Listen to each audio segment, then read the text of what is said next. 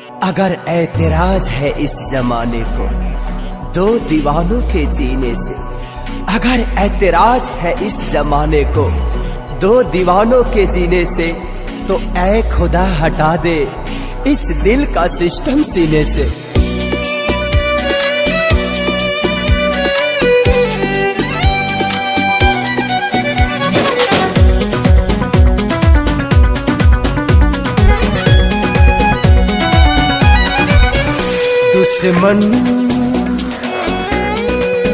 दुश्मन बनल जमाना, कैसे जिगी दीवाना।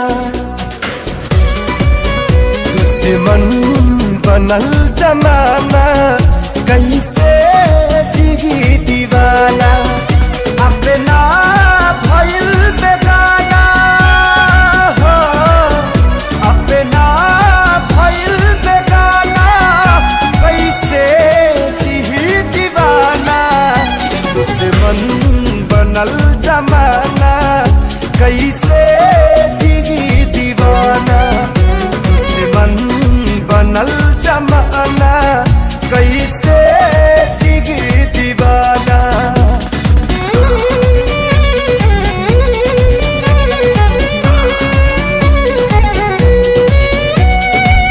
अगर गम मोहब्बत पे हावी ना होता, तो खुदा की कसम मैं शराबी ना होता।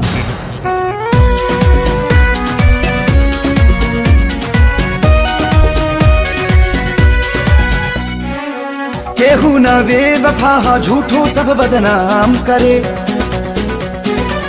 समय के चोट पर मरहम ना कोनो काम करे।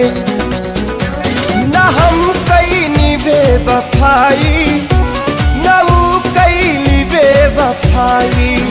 फिर भी हो खेल काहे हमनी में जुदाई।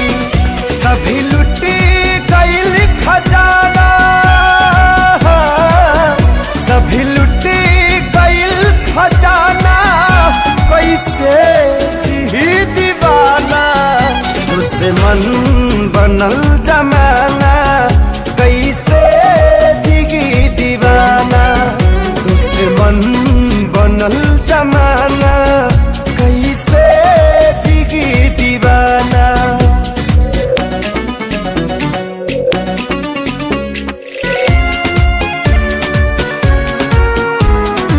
टूट कर ना जाने कब का बिखर गया होता।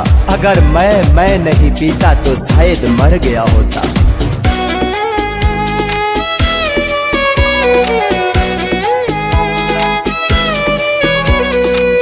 रास न आवे मोहब्बत काहे जमाना के।